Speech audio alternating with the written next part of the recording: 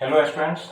अब चलो देखते हैं रफ इंक्लाइन प्लेन पर फ्रिक्शन कैसे वर्क करता है, राइट। तो देखो, इसको समझने के लिए सबसे पहले एंगल ऑफ इंक्लाइनेशन, यह जो एंगल है ओरिजेंटल डायरेक्शन के साथ, सपोज करो रोड के साथ जो एंगल है इस प्लेन का, इंक्लाइन प्लेन का, उसको समझते हैं। अब सपोज करो यहां पर बदला रहे हैं, देखो यह इंक्लाइंड प्लेन है, राइट। ये हॉरिजॉन्टल सरफेस ऐसे होगा, रोड होगा।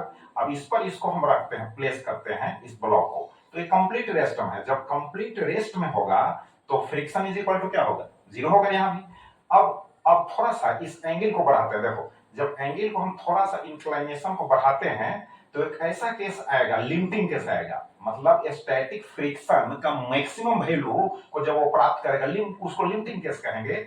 तो लिमिटिंग केस में क्या होगा, लिमिटिंग फ्रिक्शन का आप करेगा। देखो, अब लगता है कि स्लाइड कर जाएगा, अब लगता है कि स्लाइड कर जाएगा।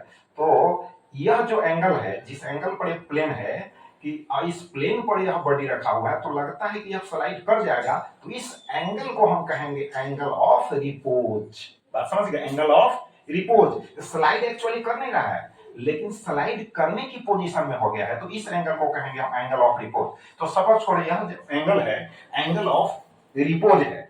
जब एंगल ऑफ रिपोज है, बात समझ गए, तो यह जो ब्लॉक है यह स्लाइड करने की पोजीशन में है।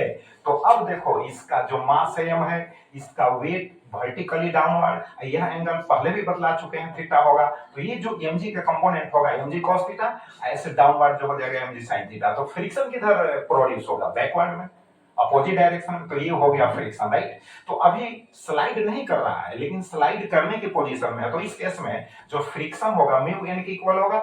यहाँ पर हॉरिजॉन्टल सरफेस होता है तो उसमें N is equal to mg होता है, लेकिन इंक्लाइन प्लेन है तो यहाँ N is equal to mg cos theta हो गया। तो friction is equal to mu mg cos theta. अब यहाँ पर समझ लो कि अगर वो स्लाइड करता ही है, इसका मतलब है कि एंगल ऑफ रिपोज से, यह जो एंगल है, अगर वो स्लाइड करेगा तो एंगल ऑफ रिपोज से अगर एंगल ज्यादा हुआ, जैसे एंगल ऑफ रिपोज से अगर, यहां पर समझो कि अगर यह एंगल है तो एंगल ऑफ रिपोज है, यानी स्लाइड करने की पोजीशन में है। अब जब स्लाइड करना शुरू कर देगा, जब यह स्लाइड करना शुरू कर देगा, जैसे स्लाइड करना शुरू कर दिया, स्लाइड करना शुरू कर दिया, तो जब स्लाइड करना शुरू कर देगा, स्लाइड करना शुरू कर देगा, तो यह जो एंगल होगा एंगल ऑफ रिपोज से ग्रेटर होगा।